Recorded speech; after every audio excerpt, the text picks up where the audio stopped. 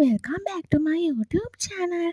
ඉතින් අද මම ආවා විහාර මහාදේවි පාර්ක් එක බලන්න. ඉතින් එන්න මගෙත් එක්ක පාර්ක් එක බලන්න යන්න. ඉතින් මගේ channel එක subscribe කරන්න කියලා මුලින්ම ආදරෙන් ඉල්ලලා හිටිනවා. ඉතින් මම අද ඔෆිස් ඇරලා යන ගමන් තමයි විහාර මහාදේවි පාර්ක් එක බලන්න ආවේ. ඉතින් මම ඔෆිස් ඇරිලා ඇත්තටම පාර්ක් එක බලන්න එද්දි වෙලාව ළමයි හවස 6යි. ඉතින් මේ බලන්න මේ වතුර මල් ෆවුන්ටන්ස් එහෙම ලස්සනට පේන්න තියෙනවා. ඉතින් ෆොරිනර්ස්ලා යනවා. එතකොට ලෝකල්ස්ලා යනවා. ඉතින් මෙතන මාරම ලස්සනයි මේ පාර්ක් එක.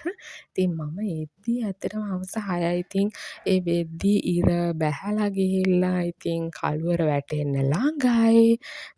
ඉතින් අපි ඇවිදලා බලමු නේද මේ විහාර මහාදේවි පාර්ක් එක බ්‍රිතාන්‍ය පාලන සමයේ තමා හදලා තියෙන්නේ. මේක හඳුන්වලා තියෙන්නේ මුලින්ම වික්ටෝරියා පාර්ක් කියලා.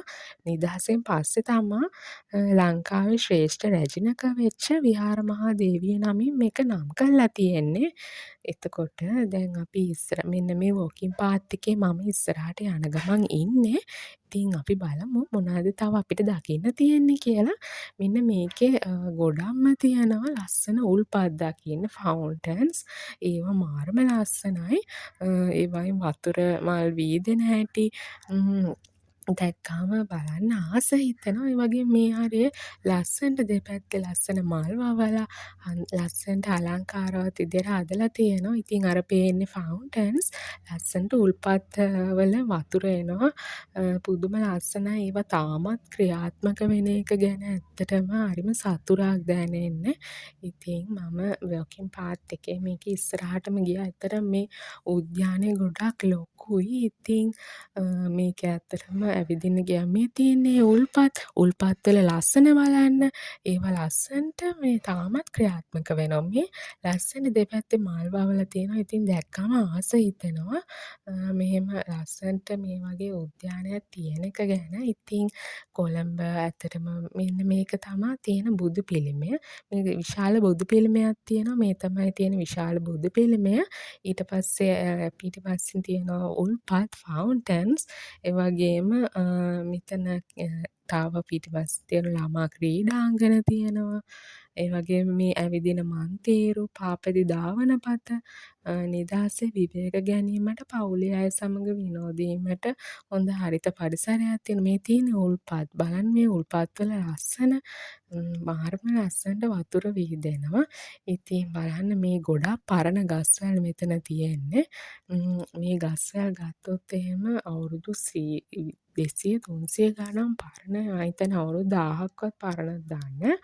ඉතින් මේ විහාර මහාදේවි පාර්ක් එකේ ඉතිහාසය ගැන ගත්තොත් එහෙම මේක ගොඩක් ඈතට දිව යනවා බ්‍රිතාන්‍ය පාලන සමය දක්වා.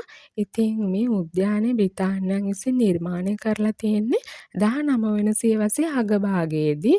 ඒ කාලේ බ්‍රිතාන්‍යයේ හිටපු වික්ටෝරියා රැජිනගේ රිදී ජුබිලේ. ඒ කියන්නේ වසර 50ක් පිරීම නිමිත්තෙන් වික්ටෝරියා උද්‍යානය කියලා නම් කරලා තියෙනවා. ඊට පස්සේ අපි යමු දෙවන ලෝක යුද්ධ සමයේ. දෙවන ලෝක යුද්ධ සමයේ ඇත්තටම තිබ්බේ මේක 1939 1945 අතරනේ දෙවන ලෝක යුද්ධ සමයේ තිබ්බේ. ඉතින් ඒ කාලේදී බ්‍රිතාන්‍ය සහ මිත්‍ර පාර්ශවීය හමුදා විසින් මෙම උද්‍යානය හමුදා කඳවුරක් විදිහට භාවිත කරලා තියෙනවා. ඒකෙදි උද්‍යානයේ පුරාම හමුදා නිලධාරීන්ගේ තාවකාලික නවාතැන් යුද ටැංකි රාජකීය ගුවන් හමුදාවේ ගුවන් යානා පවා මේකේ රඳවලා තිබිලා තියෙනවා. යුද්ධය අවසන් වුණාට පස්සේ හමුදාවන් ඉවත් කරලා උද්‍යානයට දැඩි ලෙස හානි සිදු වෙලා තිබ්බා. පස්සේ 1951 දී මේක නැවත මහජනතාවට විවෘත කරලා තියෙනවා. ඉතින් ඒකෙදි ප්‍රතිසංස්කරණය කරලා තියෙනවා සෑහෙන්න. පස්සේ ලංකාවට නිදහස ලැබුණානේ 1948 දී. බ්‍රිතාන්‍ය පාලනය සලකුණු ඉවත් කරලා දේශීය අනන්‍යතාවය මතු කරන්න තමයි 1958 දී ඒ කාලේ කොළඹ නගරාධිපතිවරයා වුණ එම්.එම්. සුෆීර් මහතාගේ මූලිකත්වයෙන් විහාර මහාදේවි උද්‍යානය කියලා නැවත නම් කරලා තියෙන්නේ. ඒක දුටුගැමුණු රජතුමාගේ වීර මාතාව වෙච්ච විහාර මහාදේවියට උපහාරයක් විදිහට තමා එහෙම නම් කරලා තියෙන්නේ. අද වෙනකොට මේක කොළඹ නගර සභාවෙන් තමා පාලනය වෙන්නේ. ඉතින් නගර මැද්දේ ප්‍රධානම හරිත ඓතිහාසික වටිනාකමකින් යුක්ත උද්‍යානයක් මේක. මෙන්න මේගොල්ලොත් හිටියා මෙතන. මේගොල්ලෝ බලන්න ආසාවෙන් කන හැටි දැක්කාම ආසයි. එතන මට නම් බදා ගන්න හිතුණා දැක්කාම ගිහිල්ලා. ඒ තරම්ම ලස්සනයි එයාලා. ඉතින් බලන්න මේ උද්‍යානේ මේගොල්ලෝ මෙතන ටිකක් එහායින් තියෙනවා පොඩි පොකුණක්. ඉතින් ඒගොල්ලෝ එතනට ගිහිල්ලා කාලා බීලා එන ටිකට මම මේගොල්ලොන්ව ලස්සනට ගත්තා ලං කරලා. ඒගොල්ලෝ දන්නේ නැහැ මම ඉන්නවා කියලා. මම හෙලවෙන්නේ නැතුව ඒගොල්ලන්ගේ වීඩියෝ ටික ගත්තේ. බලන්න ඒගොල්ලන් ලස්සන කනවා. ඉතින් 100ක් නෑ මම ඉන්නවා කියලත්. දැක්කාම අල්ලලා බදා ගන්න හිතුණා. ඔට එහෙම දැක්කාම හරිම ආස හිතෙනවා. ඉතින් ඒගොල්ලන් දැක්කාම මාරම මයින්ඩ් රිලැක්සින්. ඉතින් ඔළුවේ තියෙන ප්‍රශ්න කරදර ඔක්කොම නිදහස්. ඉතින් මෙතන පාලමක් තියෙනවා. ඒ පාලම දැනට වහලා තියෙන. මං හිතන්නේ ඒක ප්‍රතිසංස්කරණය කරන්න කියලා වහලා තියෙන්නේ. ඒ පාලම ටිකක් හැදිලා තියෙන්නේ. මං හිතන්නේ එතනින් යන්න බෑ. ඉතින් මෙතෙන්ට දැන් වෙලාව ඇත්තටම හවස 6:00 විතර ඇති. ඉතින් මෙතෙන්ට දැන් ලයිට් දාලා තියෙන්නේ. තව ටිකකින් ලයිට් දායි. එතකොට තමා ගොඩක්ම ලස්සන. ඉතින් මම මේ ලස්සන බල දැන් යන්න හදන. මෙතන මාළු මැදුරක් තියනවා කියලා තියෙනවා. දැන් නම් වහලා. ඉතින් මේ වගේ පරණ ගස්වැල් තියෙනවා. ඒවා වෙනම නම් කරලා තියෙන්නේ. ඉතින් දැන් නම් ලයිට් දාලා තියෙන්නේ. බලන්න දැන් ලයිට් දැම්මමත් මාරම ලස්සනයි. සෙනග නම් ගොඩක් ඉන්නවා. මෙන්න මෙයා ඉගිල්ලිලා ගියා. මං ආසයි එයාව වීඩියෝ කරගත්තේ ඒකයි. ඉතින් බලන්න ලස්සන ලයිට් දාලා ලයිට් එළිය වැටුනහම දිලිසෙනවා. ඉතින් මාරම ලස්සනයි මෙතන. ඉතින් මම චුට්ටක් වෙලා ඉඳලා වීඩියෝ කරලාම යනවා කියලා හිතුවා. ඉතින් දැන් නම් හොඳටම රෑ වෙලා. රෑ 7ට විතර ඇති. ඉතින් ලයිට් දාලා තියෙන තැන්වල තමයි හොඳටම වීඩියෝ වෙන්නේ. මේ හරියනම් මාරම කූල්. ඉතින් මෙතෙන්ට ආවම ඇත්තටම ඔළුව මාරම නිදහස්.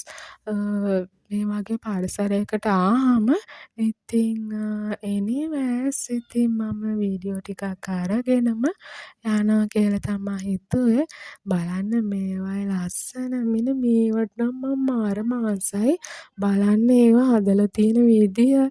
ඉතින් මේක ඇත්තටම මාරම ආටිස්ටික්. ඉතින් මේක දැක්කම ලස්සනයි. ඒක නිකන් මාරම එළියක් ඒකේ තියෙනවා. ඉතින් මම මේවත් බලලා ගෙදර යනවා කියලා හිතුවා. ඉතින් දැන් නම් මම පාක් එක බලලා ඉවර වෙලා එළියට ආවා.